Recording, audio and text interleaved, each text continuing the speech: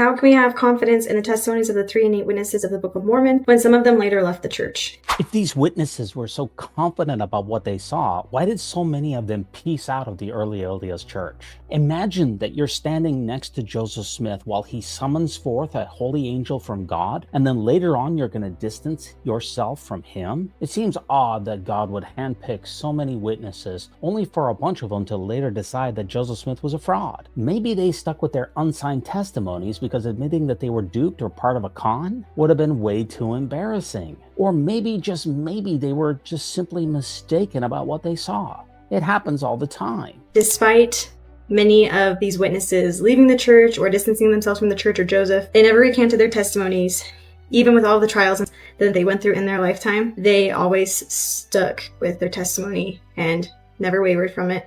Yeah, because people never stubbornly double down on bad decisions, right? Ever hear of cult members who can never admit that they were conned even when the whole thing falls apart? Just because someone sticks to a story doesn't make it true. It just means that they're really, really committed to the bit. And that takes a lot of guts, especially because it could be very easy to just say, yeah, it was a big lie. Or maybe it was just a lot harder to admit that they were full of it. Imagine going around in the 1800s saying, I saw an angel, then later admitting that it was just your imagination. That's not a good look, especially for someone like Oliver Cowdery who wanted to practice law. People go to great lengths to try to avoid admitting that they've been fooled. Just ask anyone who's still defending the Branch Davidians, the Nexium cult, or the FLDS. And that takes a lot of guts, especially because it could be very easy to just say, yeah, it was a big lie, we were all in on it. And they didn't. They kept it up their entire life. Yeah, because that never happens in other religious cults or scammy religions or get-rich-quick schemes. Ever hear of Scientology? People stick with ridiculous religious claims for decades, sometimes their entire lives, because admitting that they were wrong is sometimes more painful than just rolling with it.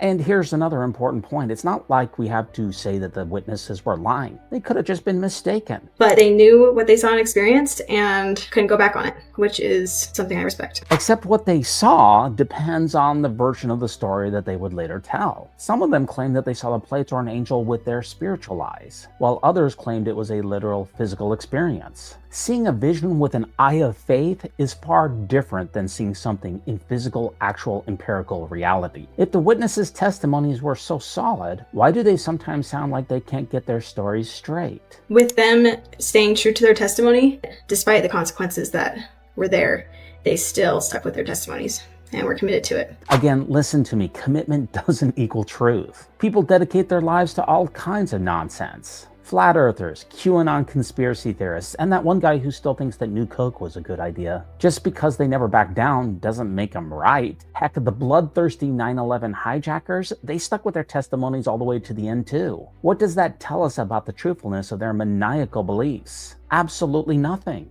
This would all suggest that their witnesses were actually genuine and that they were not based on coercion or on deception, which is a huge thing.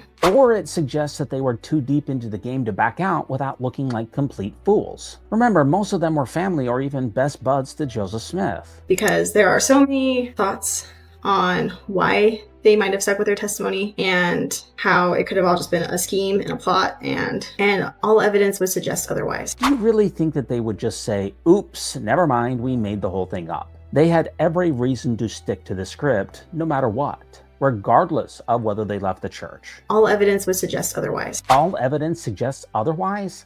Please. All evidence suggests that people will believe and defend anything if it helps them save face. Just ask the people who think that the earth is 6,000 years old, or that Elvis is still walking around Las Vegas grocery stores, or that they've been abducted by UFOs. The fact that most of the Book of Mormon witnesses stuck to their story doesn't make it true.